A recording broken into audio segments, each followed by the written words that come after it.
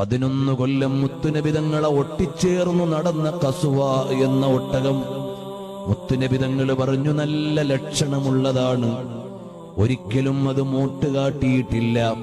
ഹബീബായ സല്ലല്ലാഹു അലൈഹി വസല്ലം തങ്ങൾ റബീഉൽ അവ്വൽ 12 വഫാത്തായി. പിന്നെ ഖസ്വ വെള്ളം കുടിച്ചിട്ടില്ല, ഭക്ഷണം കഴിച്ചിട്ടില്ല.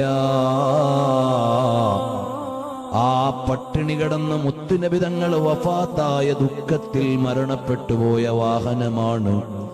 എത്ര വലിയ ഭാഗ്യമാണതിന് കിട്ടിപ്പോയത്.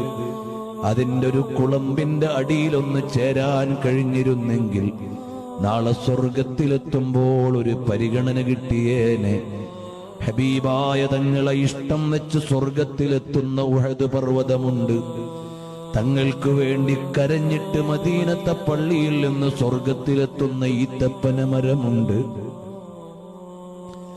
തങ്ങൾക്ക് വേണ്ടി സങ്കടപ്പെട്ട് തങ്ങളോടൊപ്പം ചേർന്ന് നിന്ന് ഈ വസ്തുവകകളെല്ലാം അവിടെ എത്തുമ്പോൾ മുത്തുനബി സല്ലല്ലാഹു അലൈഹി വസല്ലം തങ്ങളുടെ ഖബറു ശരീഫിന്റെയും മിമ്പറിന്റെയും ഇടയിലുള്ള ഭാഗം നാളെ സ്വർഗത്തിലേക്ക് ചേരുന്ന ഭാഗമാണ്.